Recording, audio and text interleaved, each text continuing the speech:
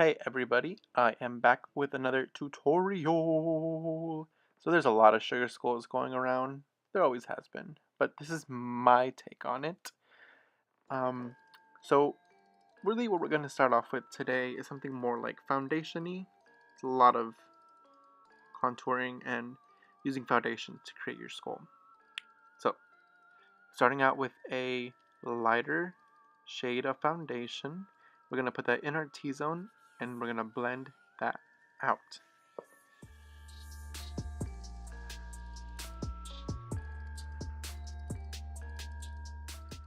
Now using a much more tan foundation, very orange, we're going to go ahead and start creating the shape of our skull. Now the important thing is to follow your bone structure, feel your face, know what you look like, because it'll make it look way more authentic, I promise you. Instead of trying to draw on new bones, draw the ones you already got. And this is the part where I differ from that, because I'm drawing on vertebrae. Anyway, I've drawn them on. This is the most anatomically correct skeleton, but it's there. Okay, don't judge. Just blend. Blend, my friend. Blend.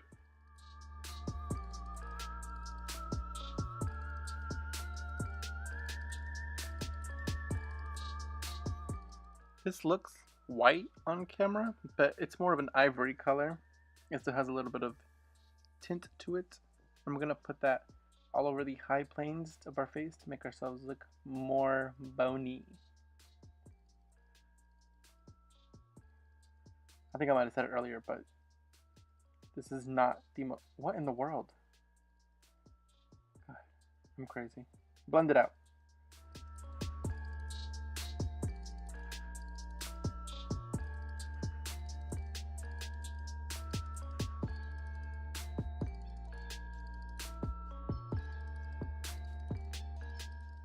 Now this is a white. Thought that would sync up.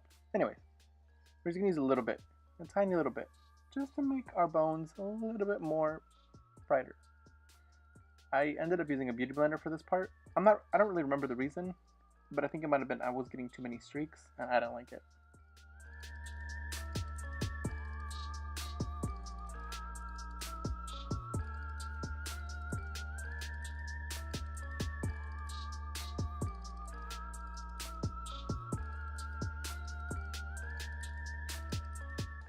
Take the darkest shade of foundation you have, and we're going to start even deepening up our contour even more.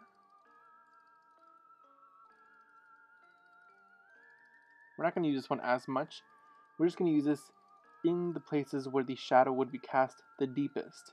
So right underneath that line and right in the corner of our temples,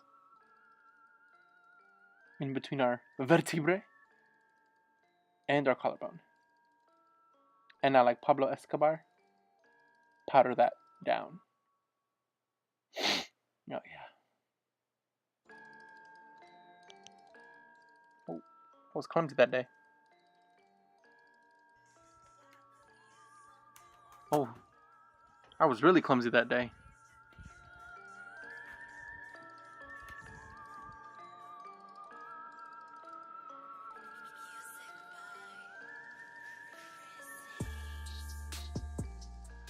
Now using a light brown eyeshadow, I am going in and I am setting all of our cream contours even more. This powder is going to really give it that color, really give it that depth, make it a lot more warm on the inside.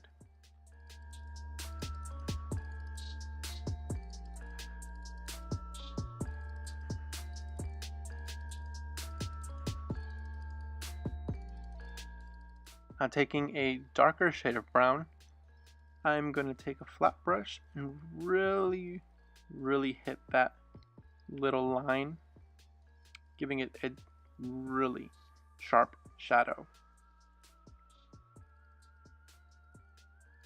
This will really make it seem like you're a skeleton, if it hasn't already. Don't forget your vertebrae and your collarbone. That's important too. I think this part of the body is called the décolletage. I like that word. Décolletage. Now, it's really important to follow your bone structure, because if you don't, you're going to end up like me in this next scene, where I realize that I made my temples way too small for my 7 head.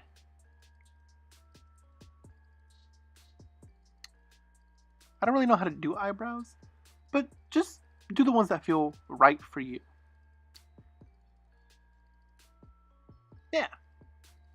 Oh. Now, this is an important part too.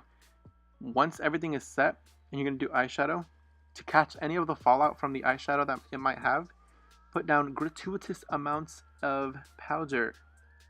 Speaking about eyeshadow, I am using a tan, kind of peachy color to create the shape of the eye that I want. It's going to be very round, a little pointed. Yeah. Then I am going in with a light purple, darkening in my crease, lining my eyes with a black, and using that same black crayon, well, cream stick. Crayon? Anyways, black liner. I'm smudging that all over my eyes, and I am blending it out to create kind of like that deep socket. Going with the same purple that we used earlier. Blend and be free. Now I'm using a darker purple, and I'm using this darker purple to blend the light purple and the black together, making sure everything looks cohesive and there's no harshness in the eye. I like a nice blended eye.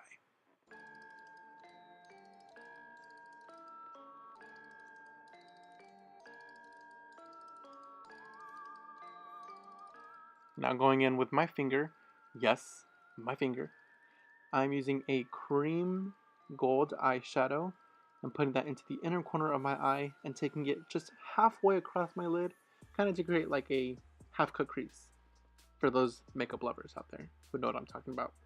If you don't, just take the gold halfway through your eye and stop. Now, so that it won't crease, I am using a gold eyeshadow powder and putting that over the cream gold.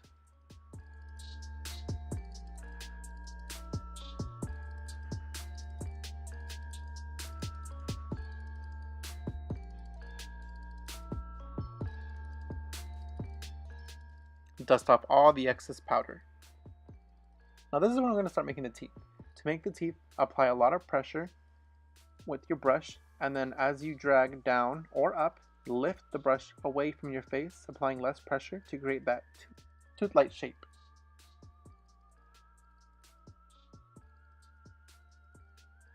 Going with the yellow eyeshadow, I'm just going to add some color to my teeth, make them look a little bit more dead. Wow, wow, wow.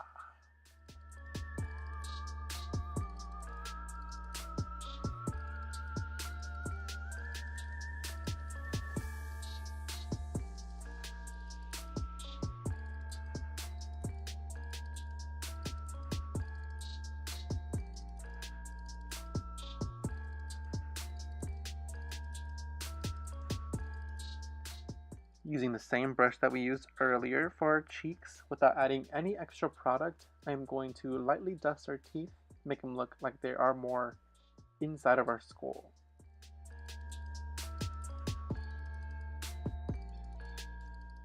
Now, I decided to use black face paint, but you can use anything you want, like a liquid eyeliner or a black lipstick, but get creative. Use a reference photo, or don't. Come up with something original. I don't know. Just have fun with it. A sugar skull is all about you being able to be creative, not having any limits. Just having fun. That's why I like doing a lot of sugar skulls, because I get to be creative. And I hope y'all do too. So don't forget to like, subscribe, and share this video. And you can follow me on Instagram in the description below.